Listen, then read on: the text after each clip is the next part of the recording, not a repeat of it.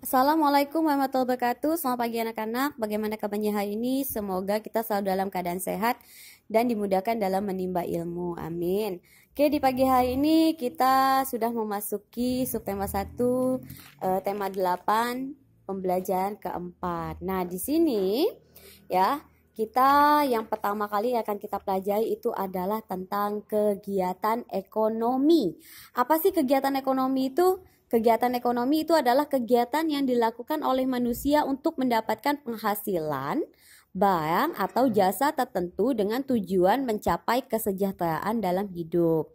Nah, macam-macam kegiatan ekonomi itu ada 3. Yang pertama itu ada kegiatan produksi. Jadi produksi itu adalah kegiatan menghasilkan barang dan jasa. Orang yang melakukan kegiatan ini disebut dengan produsen. Kemudian yang kedua distribusi. Itu adalah kegiatan menyalurkan barang hasil produksi dari produsen kepada konsumen. Orang yang melakukan kegiatan ini disebut distributor. Yang ketiga, konsumsi adalah kegiatan memakai barang-barang hasil produksi. Orang yang melakukan kegiatan ini disebut konsumen. Seperti kita ya, misalnya kita membeli baju di toko. Nah, jadi kita itu disebut dengan konsumen karena kita mengkonsumsi atau memakai barang. Kemudian selanjutnya di halaman 44 itu ada sebuah kisah Putri Tangguk ya. Dan juga di halaman 53 itu ada cerita tentang si Pitung.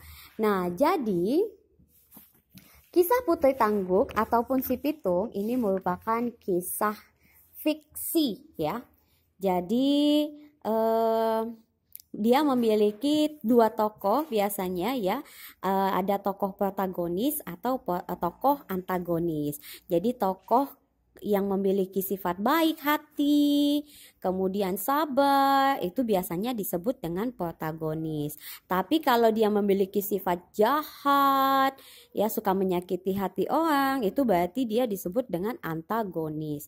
Nah, di sini ya, kita juga bisa melihat ya, jenis cerita fiksi ya, berjudul kisah Putri Tangguk ini itu jenisnya fiksi. Jadi apa sih cerita fiksi itu? Jadi cerita fiksi itu adalah karangan yang berisi kisah atau cerita berdasarkan khayalan atau imajinasi dan bukan berdasarkan kejadian nyata. Nah, kemudian ciri-ciri cerita fiksi itu yang pertama, memiliki atau bersifat rekaan atau imajinasi. Yang kedua, memiliki kebenaran yang relatif atau tidak harus. Yang ketiga, bahasanya bersifat konotatif atau sindiran. Yang keempat, tidak memiliki sistematika yang baku. Dan yang kelima, memiliki pesan moral.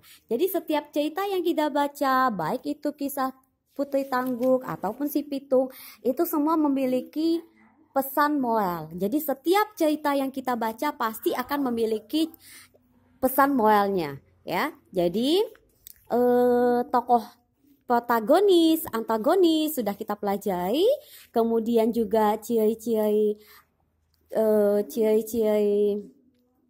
cerita fiksi juga sudah kita pelajari.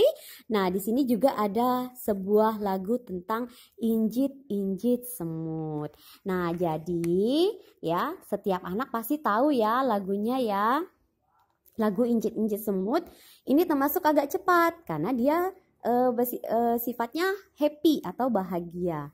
Nah, bernyanyi dengan baik itu membutuhkan teknik seperti intonasi dan tempo. Intonasi itu merupakan cara bernyanyi mencapai ketepatan bunyi tiap nada. Jadi bunyi nada yang tepat atau akan menghasilkan suara yang tidak sumbang dan enak untuk didengar.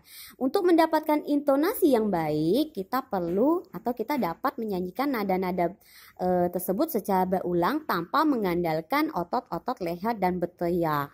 Jadi kalau nyanyinya secara berteriak itu berarti bukan menyanyi ya, namanya berteriak. Kemudian kecepatan lagu itu dapat diukur dengan alat pengukur yang disebut metronome measure ya atau MM. Jadi metronom mezel ini akan memberikan petunjuk seberapa cepat atau lambatnya lagu dinyanyikan. Seperti Timang-timang anakku sayang itu ditulis dengan tempo andante. Kecepatan tempo andante itu antara 72 sampai 76 mm atau metronom mezel ya. Jadi artinya lagu harus dinyanyikan dengan kecepatan 72 sampai 76 ketukan yang tetap dalam waktu 1 menit. Nah, tempo lagu seperti yang sudah kita pelajari itu ada 3 kelompok ya. Dikelompokkan menjadi 3 yaitu tempo lambat, sedang, dan tepat. Oke, selamat belajar dan sampai jumpa.